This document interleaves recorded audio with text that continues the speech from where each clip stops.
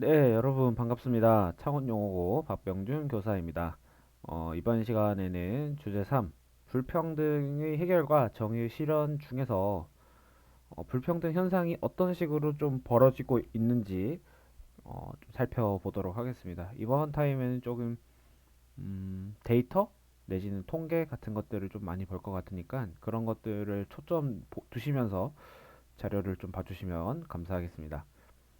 음, 듣기 지겨우시겠지만은 이 불평등 현상도 사실은 재화나 서비스의 희소성이 논의의 시작이 되겠습니다. 당연해요. 듣고 보면 근데 자원이라든지 그죠? 희소하죠. 재화나 서비스가. 그렇기 때문에 우리는 분배를 해야 됩니다.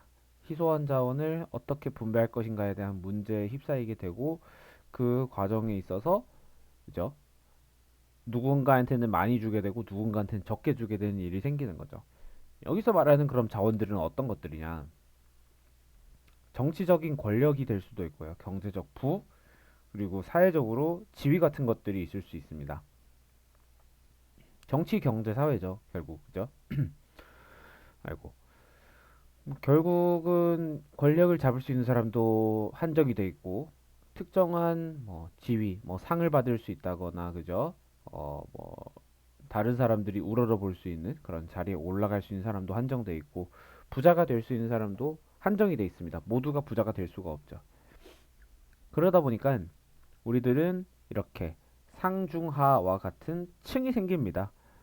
권력이 많은 사람들끼리 모임, 권력이 적은 사람끼리 모임, 중간적 경제 수준을 가진 사람들끼리 모임, 낮은 수준의 경제 수준을 가진 사람들끼리 모임 등등등 되게 다양한 사람들이 모임이 생겨버립니다. 그것을 우리는 계층이라고 얘기를 합니다. 유사한 수준의 자원을 분배받는 사람들의 모임이다라고 얘기를 하고 있는데요. 근데 여기에서 이제 어떻게 양극화 현상이라는 게 어떤 거냐 이런 겁니다. 뭐 이렇게 중간 계층이 이렇게 기존에 이렇게 있는 사회인데 중간 계층이 소멸이 되어 버리고 그 하층의 비율이 이렇게 많아져 버리는 그런 사회를 우리는 양극화 사회라고 얘기를 합니다. 경제적 여기서 말하고 있는 양극화는요 주로 경제적인 중간 계층이 소멸을 의미를 합니다. 경제적으로 중산층들이 많이 사라져 버리고 빈부격차가 심해지는 거죠. 가운데가 없어지니까 뭐 20대 80의 사회 뭐 이런 얘기들을 많이 하는데 그런 것들이 이제 대표적인 예시가 되지 않을까 싶습니다. 이게 그럼 왜 문제가 되느냐? 중간 계층이 사라진다는 말은 방금 말씀드렸다시피 상하층 간 갭을 만들어 버리는 거고요. 즉 빈부격차가 심해지는 거죠. 그러다 보니 어, 하층과 상층 사이에는 그 일종의 사다리가 사라지는 거예요. 사다리가 사라져 버리게 되는 겁니다.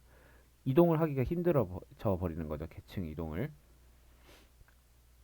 그렇기 때문에 점점점 사회는 불안정이 될 수밖에 없습니다. 나는 어차피 쟤네들처럼 잘 살 수가 없구나. 왜 쟤들은 항상 잘 살고 왜 나는 항상 이렇게 가난해야 되지? 뭐 이런 불만들이 휩싸일 수도 있고 물과 기름처럼 서로 섞이지 않으려고 할 겁니다.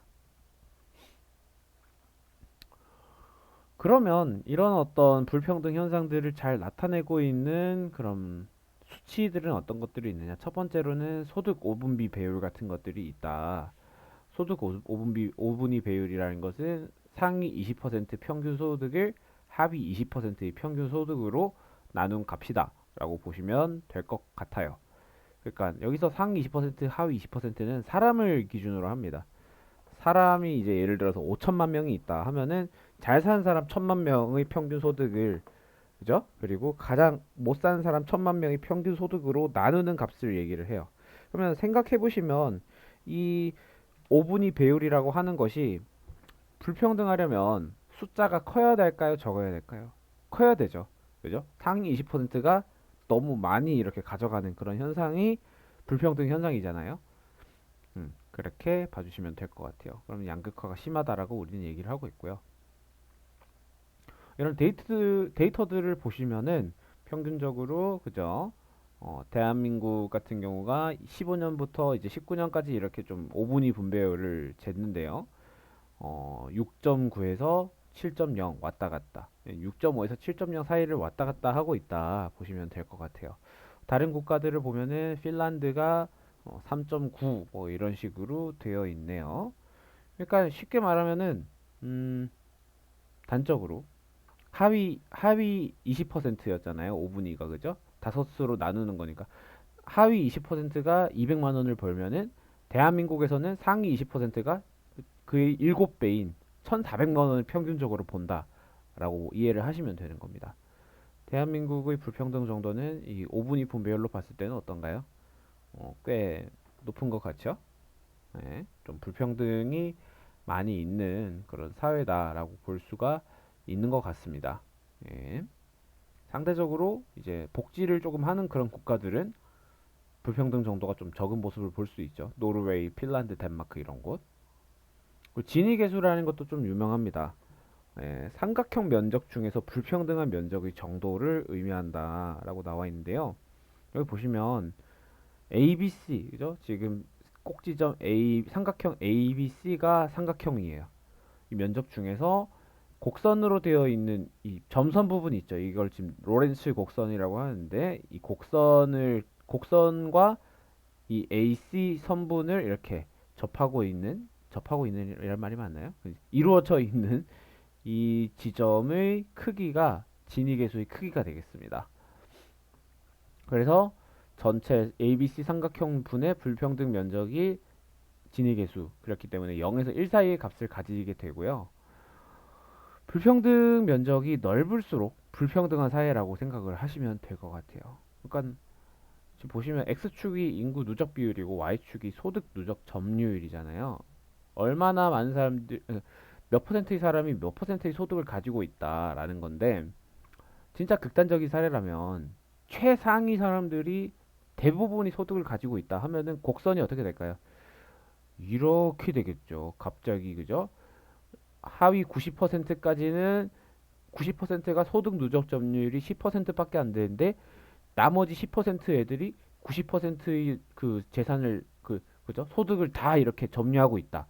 엄청 불평등한 거죠. 대신에 AC 직선 AC와 똑같이 이렇게 수렴된다 하면은 그거는 공산사회죠. 공산사회. 그죠? 모든 사람들이 똑같이 이렇게 수직선 돼 있으니까 똑같이 직선 죄송합니다. 직선으로 돼 있으니까 똑같이 분배를 받고 있다라는 의미죠. 그렇기 때문에 불평등 면적이 0에 가까워질수록 평등하고 1에 가까워질수록 불평등한 사회라고 생각을 하시면 됩니다. 그러면 대한민국의 진위계수는 어떨까요? 이렇습니다. 대한민국의 진위계수가 0.35에서 0.33을 왔다 갔다 하고 있고 캐나다가 0.3에서 0.31 사이를 왔다 갔다 하는 것 같습니다.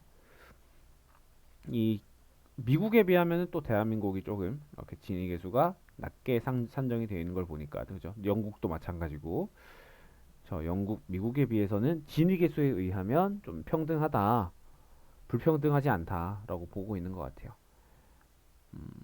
그리고 이제 최근 그런 것도 한번 생각해 보실 필요 있어요. 불평등 현상을 완화하기 위해 가지고 최근에 그죠? 한국에서 다양한 지원금을 줬잖아요. 코로나 지원금 같은 것들을 줬는데 그게 하위 계층으로 갔죠. 하위 계층으로 가면서 수치상으로는 진위 계수가 뭐 당연히 낮아질 수밖에 없는 그런 결과들이 나오는 건데 그걸 가지고 진위 계수가 낮아지는 뭐 성과를 이루었다.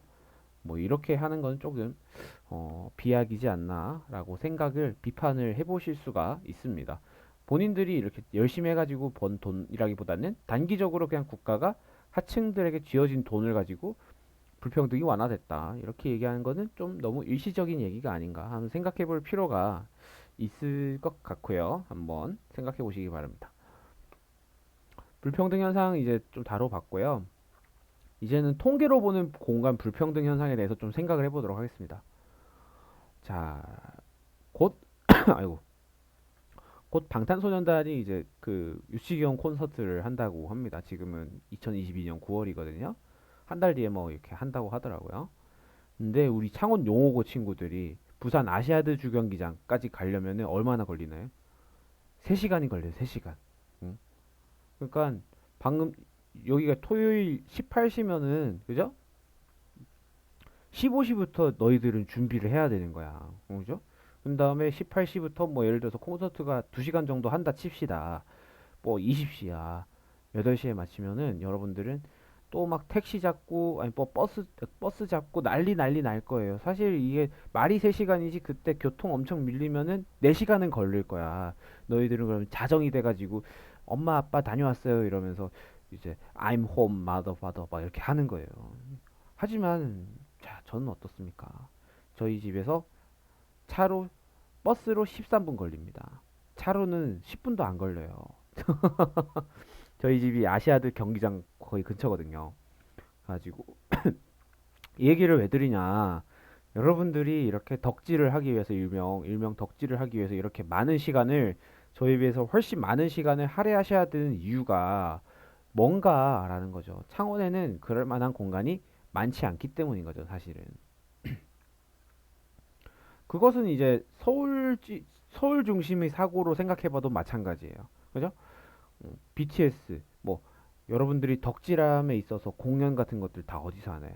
서울 경기에서 하잖아요. 그럼 보세요. 지금 10,000명 이상 경기장이나 이제 뭐 공연장이거든요. 총 38개 공연장인데 그 중에서 서울 9개, 경기도에 9개가 있습니다. 38개 중에 18개가 서울 경기도에 있어요. 거의 절반 가까이가. 그죠?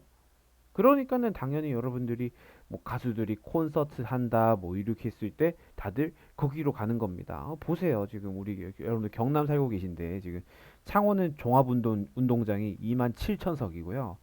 진주 116석입니다. 생각해 보시면은 그죠?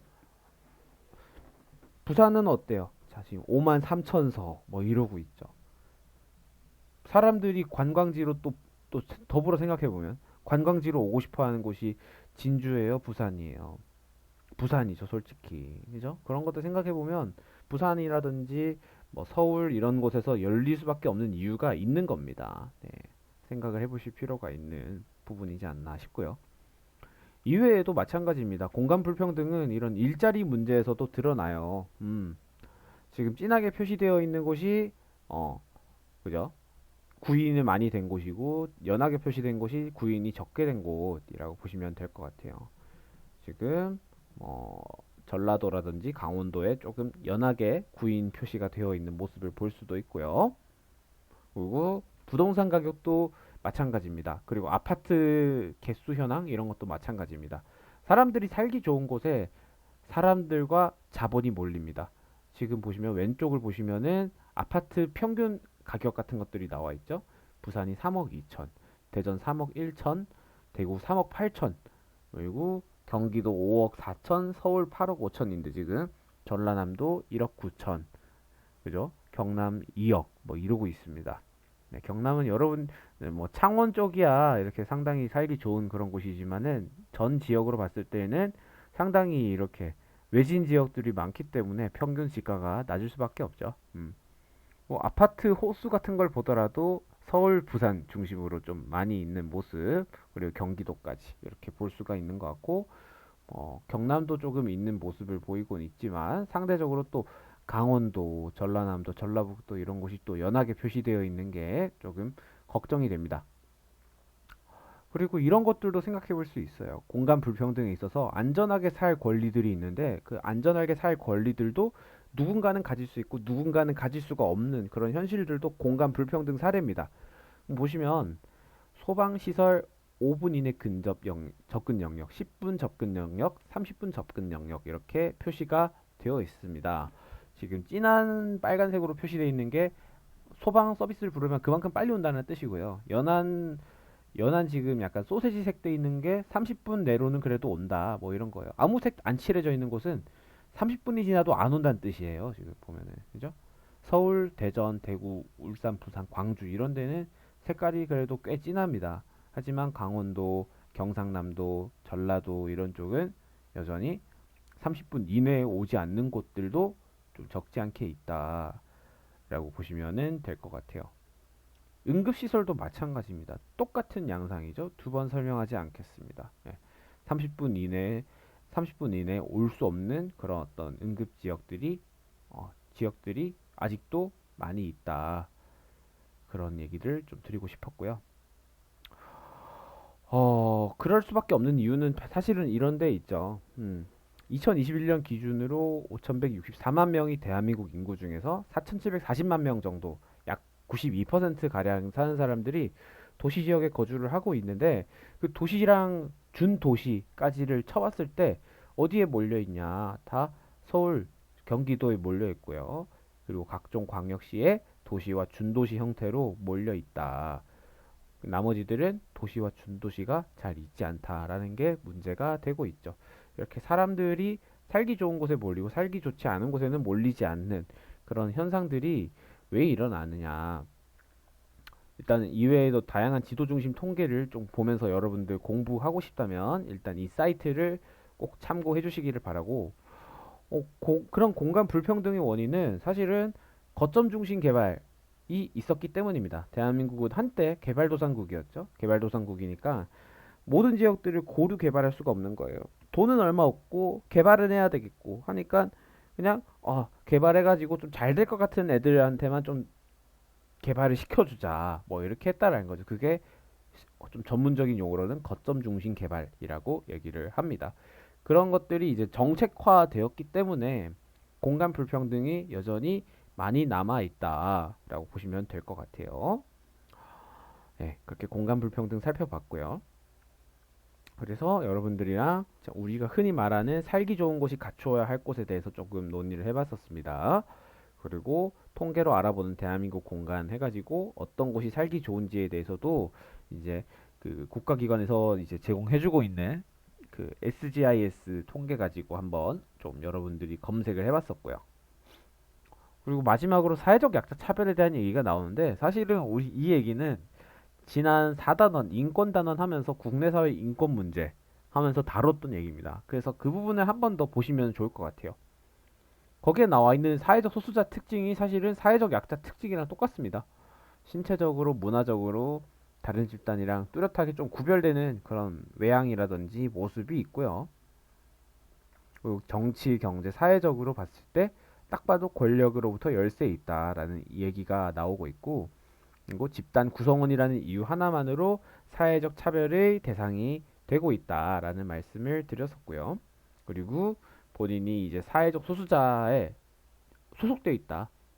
나는 여성이다. 나는 뭐 장애인이다. 뭐 이런 식으로 소속되어 있는 그런 정체성을 확실히 알 수 있다라는 것들이 그런 사회적 소수자로서 받는 어떤 그런 차별의 특징이었습니다.